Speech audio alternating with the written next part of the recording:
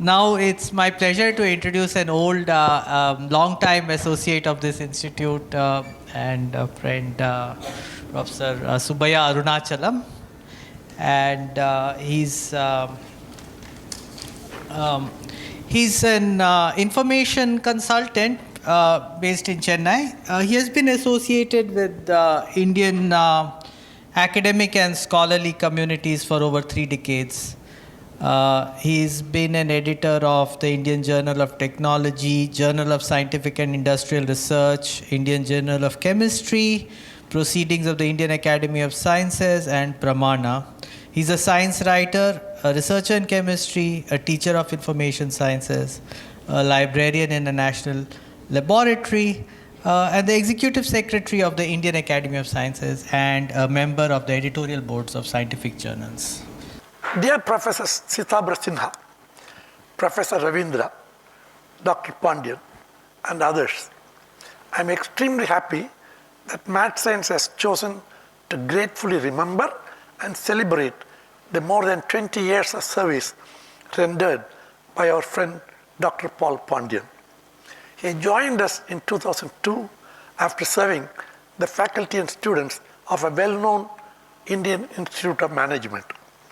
Shifting from a management school library to a physics, math, and computer science oriented library did not pose much of a problem. He adapted rather quickly. I'm also happy and grateful that you invited me to be in the company of some of India's senior librarians and information professionals to be with all of you, the faculty, students, and staff of the Institute to felicitate Dr. Paul Pandian. Also many librarians in the audience on the eve of his retirement. I congratulate the organizers of this event for choosing the topic, the role of the physical library in the internet era, which is being discussed by many people around the world. Why should they choose me to be a speaker today? Many of you may wonder, why am I asked to speak today along with the country's senior librarians and information scientists? Maybe perhaps because I'm a friend of this institute. I've been coming to Math Science in '96 when I began volunteering at the M.S. Swaminathan Research Foundation just a few yards away from here, and worked with the team on ICT-enabled development, information communication technology for development as we call. I frequented the IMSC library and even took the help of Dr. Pandian and his colleague, Mr. G. Venkatesan, in learning to use the CD-ROM version of what later became MathSciNet, a database for mathematics, statistics, operation research, and so on. Professor Balasubramaniam, former director of this institute, was kind enough to invite me to join Math Science as a visiting professor. Okay, G. Subramaniam, the then head of the computer services team, had a problem. This is a country of open source and Linux. And I never used a computer before, and I'm only familiar lightly with Microsoft. And he had to provide me a Microsoft computer for the first time in this campus. So that's one of the first I had in this campus. Indeed, I wrote 2 papers on the status of mathematics research in India. Actually, it should be 3. And a report on physics research in India for DSIR and NISAT. You may see them here below. I have given the full references of all the papers here, along with the URL. A little bit about me. I'm a small town boy who landed in New Delhi in my early 20s and became an accidental information scientist. Not the Shanner viewer or the computer information scientist kind, but the information scientist as we call in LIS, dealing with books, journals, literature, and so on. I have no formal training in library work. I have never even went into a library or a library school, even on a rainy day. Okay. Never took shelter, I should say. And I have no formal training either in library work or in journalism, but I taught in one of India's best LIS schools for 8 years and was asked to teach science communication for 8 years in a highly rated journalism school. The first large library I visited was the British Council Library in Chennai. Venkatakrishnan should be proud of it. Despite being a quintessential Desi, I'm using a Hindi word, Desi, okay, and an anti-colonialist, I fell in love with what our erstwhile rulers had to offer. Books, magazines, journals, not just neatly arranged in shelves, but well used by avid readers. And a friendly staff were ever ready to help with a smile. Without knowing or trying, I seemed to have slipped into my true calling. It was not science per se, but about science and its relations to society. Thanks to my interest in science and scientists, I was labeled an information scientist and scientometricist. Instead of doing science like most of people in the math science, I started looking at measuring science and the science society interface. My circle of friends expanded to local librarians as well as science policy analysts and database creators and policy formulators from around the world. Let us look at scientists. Who are these creatures called scientists? What do scientists do? Okay. Scientists are essentially engaged in the production of new knowledge. In fact, there is a famous 3-volume book on the production of knowledge. I forget the author. It's an American publication we used to teach at Dean Stock School some 40 years ago. It's an old book, worth reading, often with the support from state and private philanthropy. Occasionally, corporates also give some money, but mostly in India, it is either the government or private philanthropy. They seek information as well as they produce new information. Some only work with their brains, theoretical scientists, like most people in this building here, like Amrutanshu or the director here, all of them, they rarely touch an equipment by hand, except perhaps their computer. And most others work both with their brains and their hands. We call them the experimentalists, like many people in IIT, Central Leather Research Institute here, etc. Some work in the fields like ecologists, environmentalists, geologists, oceanographers, marine biologists. They cannot sit in the room and do science. They have to go up the mountain, like the famous Madhav Gadgil, for example, whose biography was out a few months ago, worth reading. Of course, they teach, mentor graduate students, attend conferences, write proposals for funding, collaborate with others, both near and far. Most importantly, they live and work in what we may call the knowledge space. See, we live in a city. I live in Delhi, Madras, Bombay, or something. But they live in the space called knowledge. Okay? All the time, they are only thinking about what to do next, which equation to solve, and things like that. Knowledge space. As Newton famously said, they need to stand on the shoulders of giants so they could see further. Knowledge is built on knowledge already existing. So the current scientist must have some idea of what has gone before or what is being done currently in someone else's laboratory, and so on. So this is what we call standing upon the shoulders of giants. Here, the shoulders of giants actually mean, in our context, journals, databases, reports, books, all that contain new knowledge. They are assiduously gathered by librarians and also connect to remote resources like Devika and the other two speakers mentioned earlier. We call it literature-based. Okay, now I come to something entirely different from what I have been telling you now. See, I said you need to know what is already known to produce new knowledge. But here is a guy, he passed away a few years ago. I cannot say here was a guy called Don Swanson. He was actually a physics guy working in a college or industry. The Chicago University chancellor chanced to look at his work and then persuaded him to abandon whatever he was doing and join his campus in the LIS department. So he came there and looked at things happening. As early as 1980s, Don Swanson of Chicago showed how bits of information could be put together in ingenious ways to create new knowledge without any additional theorizing or experimentation. In 1986, he showed that valuable scientific insights can be found by identifying hidden connections between disjoint pieces of existing literature. We call it literature-based discovery.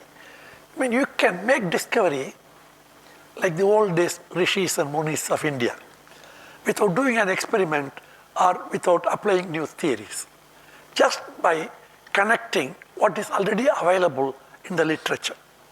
That he showed the world. And later on, there was a guy called Kostoff in the US Navy. He took it further and expanded it many more times.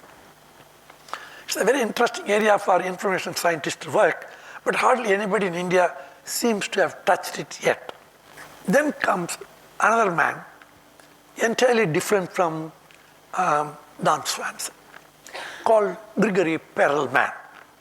He's a Russian. He's still around, but nobody knows where. He's around, nobody knows where. Not that Mr. Putin has put him in Siberia.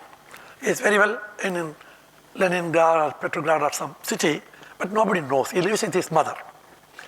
Why is Perelman very important for us?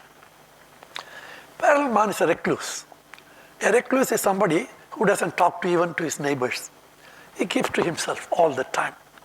Thinks, worries about something, writes, tears off his papers, and does his job. Doesn't bother anybody. He lives in his own life. Okay. This guy solved a problem which has not been solved for ages, for decades, called the Poincare conjecture. Amrutanshu will know about it. I don't know a thing about it except the name. Okay. Now, this was considered to be a great achievement by mathematicians of the time. Then the Clay Institute in the US, the professors at the Clay Institute, they thought this deserves an award. They had already announced an award for 7 unsolved problems. If anyone solves one of those problems, he will get $1 million US dollars. This was the first problem to be solved, and Perelman was to be given $1 million. To be given, he has to be found where he is. Nobody can find. And he won't reply. He won't accept. He said, "Who are you to give me an award? What do you know about mathematics? Get lost. Don't bother me." So he didn't accept. A few years before that, he was given the Fields Medal, equally famous medal, with a big money bag, maybe $3 million, I think, I'm not sure. But he refused that as well. Those guys chased him for 10 months. In fact, they sent a professor to search for him in Russia. He met with him, but was rebuffed. "If you come again, either I will kill you or I will commit suicide. Get lost," he told him. He was a recluse. So they abandoned this project. So here is a man who solved a problem on his own, a problem of such outstanding value, and yet he did not want to accept the results. But that's not the important point I'm making. Whenever you write a paper, most guys, whether in math science or IIT or IASC, Delhi University, JNU, wherever, TIFR, they would like to publish, and publish in the best journals possible, the highest impact factor or the biggest organization, Physical Review, Nature, Science, and things like that. Perelman didn't have any respect for any of these journals. Who the hell are these guys running journals? He said, "I will put it in archive." Archive is a repository where physicists, mathematicians, computational biologists, statisticians, and others publish their work. And that is enough for me. People will know what I have published. No cost involved. Free to publish, free to read. It's run from Cornell University by a man called Paul Ginsberg. Now the university runs it. He put 3 papers there, and I have given the references, and the whole world knows about it. The Clay Institute knows about it. The award came, he refused. There are differences between people. Some scientists crave for awards. They want to win awards, but they don't get it. Here is a person who awards chase him, but he doesn't want to accept them. Okay. So the 3 papers of Gregory Perelman are listed here. Don Swanson, in all probability, might have used the library and would have considered librarians as his friends. After all, he was invited by the university from physics to join the library school. Indeed, his office was just in front of another great information scientist's office. His name was Abraham Bookstein. Many of you might have heard his name. I had the good fortune of meeting him as well as staying in his house. I doubt if Perelman would have cared much for librarians.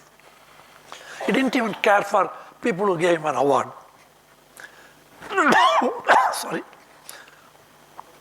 I am also not sure if Ramanujan's visit to libraries would have had any significant impact on his out-of-the-world contributions. The limited number of years he lived was not even enough for him to fill more notebooks that George Andrews and others could open up for us. Okay, now I am coming to a chemist. How many of you have heard the name of Robert Burns Woodward? How many of you have heard the word cholesterol? Yes, I have cholesterol. I'm taking drugs every now and then. Okay. How many of you have heard the word reserpine? Reserpine. How many of you have heard sarpagandha? The Sanskrit word sarpagandha, the plant. That's the plant from which reserpine is taken, the medicine for heart. So, all these molecules, as chemists will call, are large molecules. Water is a molecule. It has just 3 atoms, 2 hydrogen atoms, 1 oxygen atom. Reserpine has maybe 50, 60 atoms. Woodward was a champion in constructing huge molecules from basic elements, not from plants and things like that, from carbon, hydrogen, atoms, construction, total synthesis. How many of you have heard the name of Balram? He was the director of the Indian Institute of Science, and he was a postdoc with Woodward. Now, Woodward wanted a paper. He called another man called Garfield. Now, Garfield happens to be a famous information scientist. All librarians might know. He also printed databases like current contents, citation index, and so on. Woodward wanted a paper. Immediately, he called Garfield. Garfield said, I will send it by fax. Woodward says, no, I need it as soon as possible. Okay. Then Garfield said, I will read it out. And he started reading it out. It was all in German. And Woodward doesn't know German. And Woodward was in a race with a German scientist who is also trying to synthesize the same kind of thing. Now, Garfield had learned some German as a schoolboy. He has never used it. He tried to translate over phone for nearly 15 minutes, and Woodward could get the meaning of it. That's enough for him. So this is the rate at which science moves. You need information, not tomorrow, not day after, right at the moment. If possible, 1 minute before that. He got it. Okay, this is the way scientists help each other. This is the classic example of a great librarian. Mr. Garfield is a great librarian because so many of them like him. Okay. He has helped so many of them. It is not necessary that you have to be a famous Woodward to get help from Garfield. Arunachalam was an unknown at that time, even now. Okay. I was an editor in CSIR doing my work morning till evening, correcting others' English, and thereby degrading my own knowledge of English. Okay. At that time, Mr. Garfield had seen 2 of my papers and thought I should be helped on his own. I didn't ask him. He started sending me by airmail a service called ASCA Topics. ASCA Topics stands for Automatic Search Citation Alert. Automatic Search Citation Alert. He drew some keywords from my 2 papers and put them together and asked his computer, search all the papers that will be useful to this guy. And week after week, some 4 or 5 pages printed neatly by his computer started arriving at my desk. So I have no connection with him, and he sent it to me. That's the greatness of a good information scientist. You don't wait for somebody to come and ask. You find out what the guy needs and help him. That's what you should do.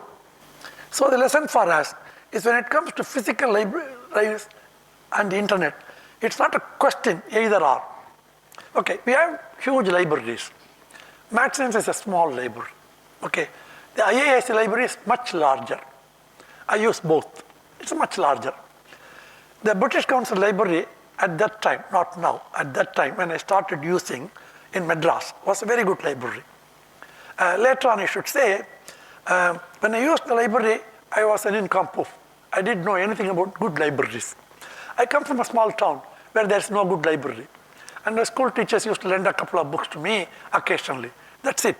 But when I came to Madras and I had an opportunity to visit the library and immersed myself, people started liking me. And the chief of the library, long after I left the library and long after the meeting, invited, could I come and spend 3 to 4 hours with all of India's British Council librarians, from Cochin, from Ranchi, from Delhi, from Calcutta, from Bombay. We will assemble them all in the city where you live. At that time I lived in Delhi. They all came to Delhi. They hired a huge hall in YWCA, Young Women's Christian Association, in Parliament Street. And I spent 6 hours with them, morning, evening, and lunch thrown in between. So the connections get built. And Devika was mentioning about connections, very important. Venkat was mentioning about connections, very important. So learn to make friends with librarians. It will be very useful. Finally, what can happen if you all depend only on the digital libraries and not the physical libraries? In October, 2 months ago, the famous British Library in Easton collapsed. I didn't say the library building collapsed. Their computer system cracked. Some hacker wanted some money. So he infected the computers with ransomware. Give me so many $1 million, I can set it right. What will they do? They don't know what to do. Now it is already late December. New Year's Day in a couple of days. Still, they are not fully operational.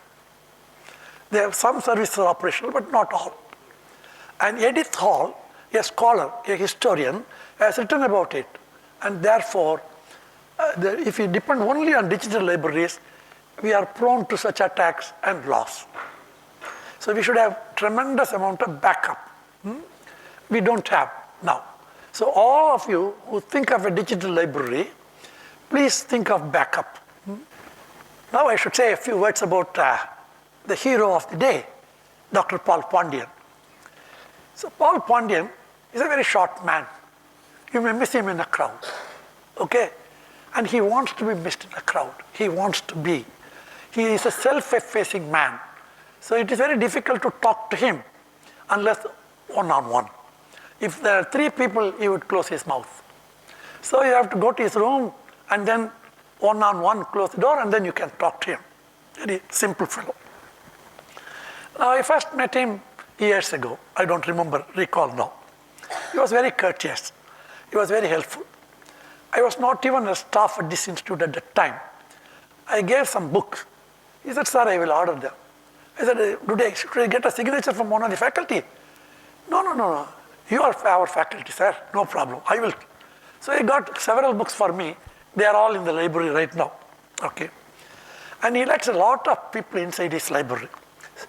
Most of them are students in third-rate colleges. I mean, there's no teachers, no labs, and poor guys have paid money to join, and they're there. They need to learn.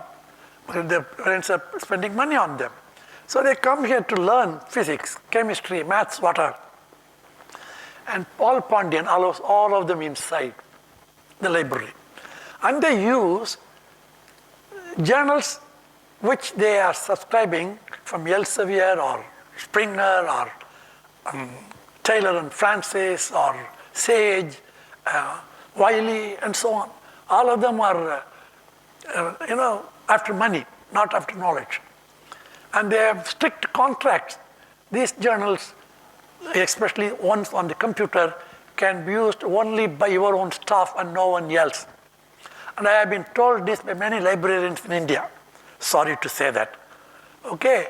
And Paul Pandian allows them free use. One day I couldn't contain myself. Look, Pandian, everybody is saying I cannot use. I'm not a member. And you are allowing all these young fellows to use.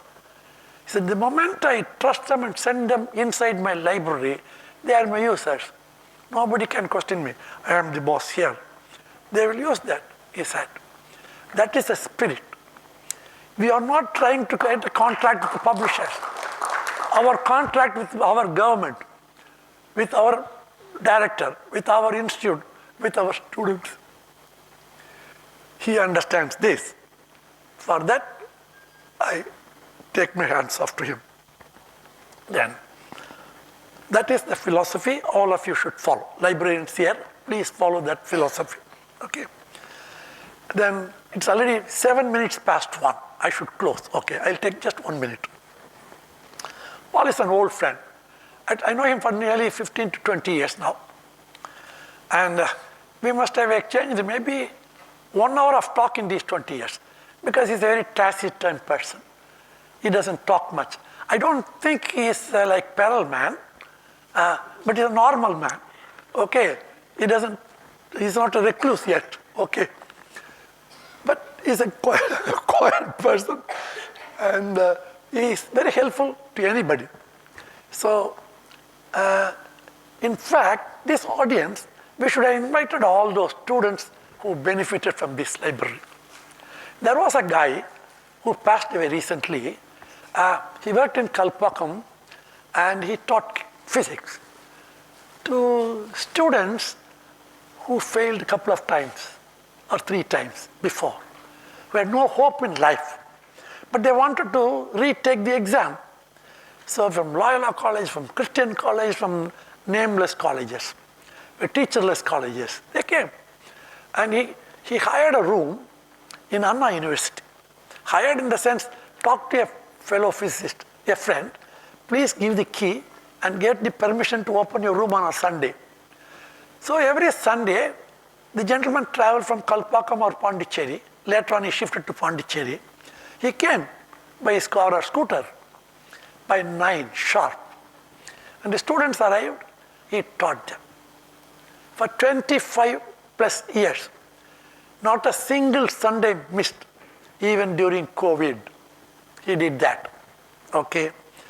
And then professors here in this campus, Professor Bhaskaran, H.S. Mani, the late Raj Shekhar, they all went and helped him. And these students have failed twice, thrice, etc., are now assistant professors in colleges and universities. So there are few people like this, selfless, trying to help others. We need to celebrate them. And today we are celebrating one of them. Please stand up.